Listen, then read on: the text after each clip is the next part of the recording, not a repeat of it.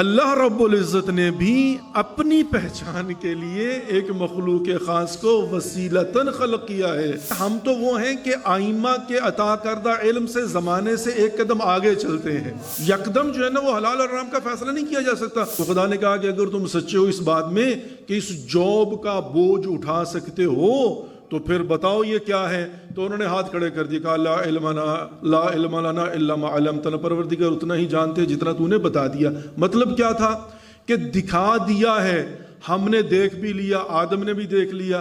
آدم میں اور ہم میں فرق یہ ہے کہ وہ دیکھ کر سمجھ بھی گیا، ہم صرف دیکھ پائے سمجھ نہیں پائے۔ دیکھ لیا ہم نے بھی، آدم نے بھی۔ وعلم الآدم کلھا ثم عرضهم على الملائکۃ فقال انبئونی ہؤلاء ان کنتم صادقین۔ ہاتھ کھڑے کر دیے نا بھائی، آپ نے دیکھ لیا ہے، آدم نے بھی دیکھ لیا، تو فرق کیا؟ اب یہاں پر معاملہ کیا ہے؟ مسجود ملائکہ بننا ہے، تاج خلافت سر پہ رکھا جانا ہے۔ تاج خلافت کی بات ہو رہی نا، انی جاعل فی الارض خلیفہ، ایسی ہے نا۔ تو جب دکھا دیا تو حضرت آدم کو جب دکھایا، حضرت آدم نے دیکھا اور دیکھ کر کہا کہ پروردگار، وہ جو اللہ نے کہا تھا کنت کنزا مخفیا فاحببت ان اعرف فخلقت الخلق لکی اعرف، میں ایک چھپا ہوا خزانہ تھا، میں نے چاہا کہ پہچانا جاؤں تو میں نے ایک مخلوق خاص کو خلق کیا۔ تو اب ان کو خلق کرنے کا مقصد کیا ہے؟ میں نے بات کہاں سے شروع کی تھی؟ وسیلے سے۔ ان کو مقصد کیا ہے خلق کرنے کا؟ کہ یہ میرا وسیلہ بنیں گے پہچان کے لیے۔ اللہم صلی علی محمد۔ اب اللہ رب العزت نے بھی اپنی پہچان کے لیے ایک مخلوق خاص کو وسیلتاً خلق کیا ہے، تاکہ میں کنت کنزا مخفیا، چھپا ہوا خزانہ تھا، فاحببت ان اعرف، میں نے چاہا کہ پہچانا جاؤں، فخلقت الخلق لکی اعرف، تو اس کے لیے میں نے وسیلے کے طور پر ایک مخلوق کو خلق کیا کہ جو میری پہچان بنے۔ ایسے ہی نا، اب جوب کیا ہے؟ حضرت آدم علیہ السلام کی پہچان معرفت پروردگار، خدا کی پہچان۔ یہی نا خلیفت اللہ کا پہلا کام کیا ہے؟ وہ جب نبی خدا تک پہنچتے ہیں تو 4 ڈیوٹیاں اللہ نے بتائی ہیں نا، هو الذی بعث فی الامیین رسولا منہم یتلو علیہم آیاتہ ویزکیہم ویعلمہم الکتاب والحکمہ۔ یہ 4 ذمہ داریاں اللہ نے سورہ جمعہ کے اندر رسول خدا کے متعلق بیان فرمائی ہیں، یہ ذہن میں رکھیے گا۔ ایسے ہی ہے نا، یہ چلتے چلتے وہاں تک پہنچا، وہ آخری نبی ہے جس کی یہ بات ہوئی۔ اور حضرت آدم کون ہیں؟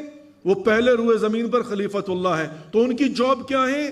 پہچانے پروردگار، معرفی پروردگار۔ ایسے ہی ہے، اب مہمان اللہ رب العزت نے جب کہا کہ ظاہر ہے یہ میری جاب ہے، بتا دیا گیا تھا حضرت آدم کو، اور اسما دکھا دیے گئے، تو حضرت آدم نے فوراً دیکھ کر سمجھا اور سوچا۔ یہ اللہ نے طاقت دی اشرف المخلوقات کو، سمجھنا یہ اشرف المخلوقات ہے۔